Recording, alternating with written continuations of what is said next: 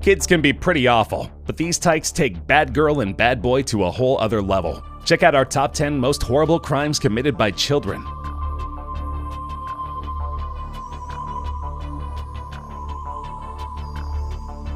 Aren't Canadians supposed to be nice? I guess Sandra and Beth Anderson of Mississauga, Ontario are the exception. In 2003, the sisters, who were 15 and 16 at the time, were charged for murder when they killed their mother by feeding her copious amounts of Tylenol and booze and then drowning her in a bathtub. The girls actually got away with it for about a year, until their neighbor came forward with evidence that this wasn't an accidental death, but a previously planned and thoroughly thought out murder. If you listen to the 911 call that they made as a way to stage the incident as accidental, you'll hear the operator telling them to give CPR, but the girls aren't following through. By the time the ambulance arrived, she was dead. Apparently, the two girls were fed up with their mom, who worked 2 jobs and struggled with alcoholism, being unable to give them the expensive things they wanted. Police found out later that their internet search history showed research on how much money you would get if your mom died. They discovered they'd each get $68,000, which they could put toward their wishes like a European vacation, a marijuana farm, and a nice house. After they gave their mom the codeine-spiked beverage, they alerted their peers on social media about the process of the murder, to which one of their twisted friends responded, "Good luck, wear gloves." Most of their friends agreed to keep it a secret, but Beth, the youngest of the two, kept bragging about how she killed her mom at parties and school events. This led to the police approaching one of her friends to wear a wire to record her confessing. The girls spent 4 years in jail before being let off early on parole. They have new names and completely new lives. There was even a movie called Perfect Sisters depicting their story. Let's hope that they're not getting any profits from the ticket sales.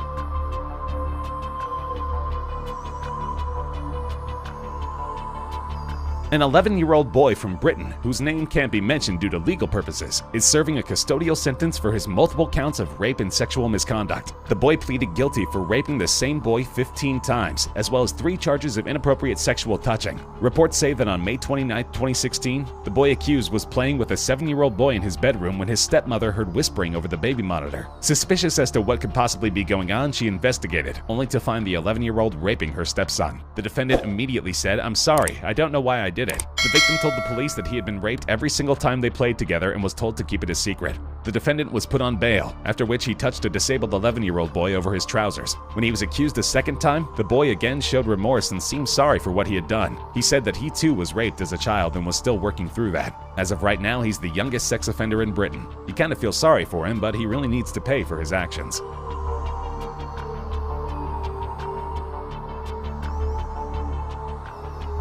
Every teenager hates Mondays, but 16-year-old Brenda Spencer apparently hated them enough to end lives. At about 8:30 in the morning on a Monday in 1979, Brenda had the hunch to kill. The elementary school across from her house was just going into session, with kids getting dropped off by their parents. She took a few shots from her sniper, which her dad gifted her for her birthday, complete with 400 rounds of ammunition. She shot at a couple of kids, wounding them. It took a couple of seconds before the adults on campus knew what was happening. The school's principal, Burton Ragg, ran outside, helping terrified children into the school. Him and the school's custodian, Mike Sakar, were unfortunately shot dead in the frenzy. Miss Spencer ended up killing 2 people and wounding 9 others, and was charged with 2 counts of murder. Her attorney tried to get her off on a plea of insanity, but that didn't work, and she's now serving 25 to life. People claim that her parents' divorce was the cause of her misconduct. They said that something died in her after the split, especially since her and her siblings were sent to live with their distant, abusive father. She started to become interested in guns and metal bands like Alice Cooper. Brenda was given a parole hearing in 2005, but was unfortunately denied. She said in a TV interview that she was high on angel dust and pot when she committed the crime, but the toxicology reports say otherwise.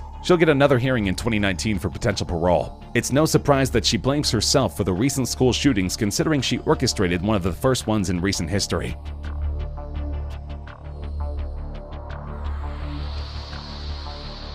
It's a bit of an odd career choice. 4 teenage Xbox players had their goals in sight as becoming professional hackers when they managed to hack into Microsoft, Epic Games, Valve, Zombie Studios, and the US Army. The 4 boys from various parts of the US and Canada managed to connect through their gaming networks online. The team allegedly used SQL injections as well as stolen passwords and usernames. The theft included software related to Microsoft's Xbox One gaming console and the Xbox Live gaming system. They also somehow swiped files containing data for unreleased games like Call of Duty Modern Warfare 3 and Gears of War. What's really crazy though is that they also hacked into the US Army's databases and stole their helicopter pilot training software. The total property stolen is estimated to be between $100 and $200 million. The 4 boys were caught at the border when David Pecora, the Canadian of the bunch, and his dad were taking a trip to the States.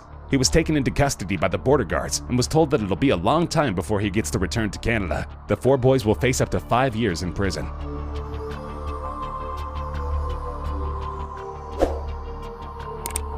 Eric Miller, a chubby, nerdish kid from New York State, was only 13 when he killed 4-year-old Derek Robbie out in the woods. On August 2, 1993, the young defendant was out on his bike when he came across Derek, walking by himself to a nearby summer camp. Eric managed to lure him into the woods, where he tortured and killed him. He dropped 2 large rocks on the 4-year-old's head and then strangled him to death. He then stuck a stick up the child's rear opening in an attempt to bash his heart so it'll stop beating. He then took out a red Kool-Aid drink from Derek's bag and poured it onto his wounds. Eric came home that day totally calm, as if nothing had happened. The police eventually found out though, and on August 16th of the following year, Eric was charged with second-degree murder and sentenced to the maximum term for juveniles at the time, which was 9 years to life. Eric has been given a parole hearing every 2 years, but hasn't been let out since. When asked by the judge why he did it, he said, "Because instead of me being hurt, I was hurting someone else."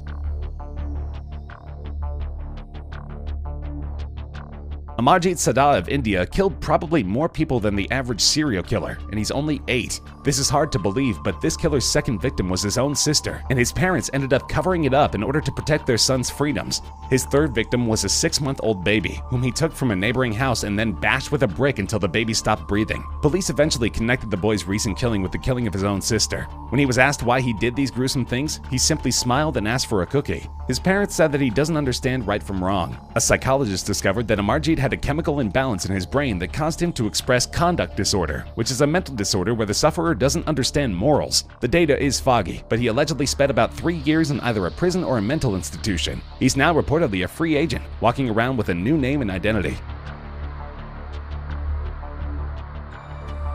One British teen did the unthinkable. At only 15 years old, Daniel Bartlett killed his own mother in a gruesome horror movie-like display. The whole thing was spurred on by a fight they were having at home. She called him a freak, and then something came over Daniel, and he began to hit his mother with a hammer, bashing in her skull. He then wrapped her in paper, covered her in gasoline, and set her on fire. He initially claimed that an intruder came in and killed his mother, but the police found a written-out soap opera plot on his computer that describes a killer bashing someone in with a hammer and then leaving them on the train tracks to die. It was also discovered that Daniel watched the film Saw just hours before killing his mother. At the hearing, Daniel claimed that there were voices in his head that were telling him to kill, and that he was having visions of doing these things against his will.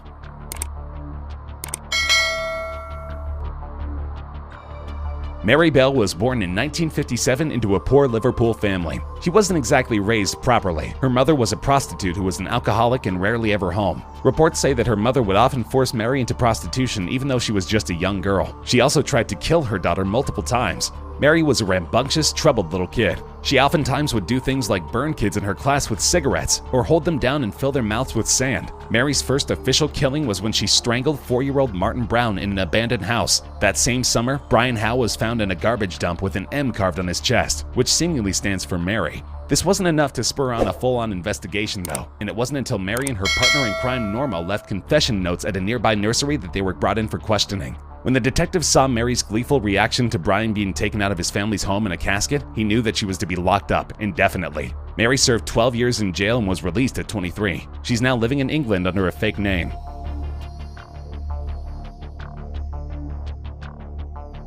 One of the youngest killers in history, a 4-year-old boy from Saudi Arabia allegedly gunned down his father with his dad's own pistol when he found out his parents weren't buying him a PlayStation. The dad was apparently undressing and put the weapon down for a brief moment when the kid picked it up and started firing. Saudi Arabia has dubbed this kid the country's youngest killer. This might be a warning for parents to hold off buying your kids video games, because it could potentially lead to them reenacting that behavior, especially when that game contains violence. A 15-year-old from Utah allegedly killed his 2 younger brothers with a knife. The boy had a history of acting out. He ran away from home for about a year. Despite his troubled disposition, neighbors of the family claimed that his parents were very loving and attentive. The family had adopted 2 children into the family, and these were the 2 brothers who were eventually killed. The bodies of the victims were found on the floor of the family home when the mom and dad were returning from a dance recital. The teen was found miles away from the house, where he was eventually arrested and taken into custody by the police. What's odd about the case is that the perpetrator wasn't raised in a poor family or abusive household. Something inside him just snapped. So there you go, our top 10 child criminals. I can't believe some of these people are out in this world, walking around out there. Spooky.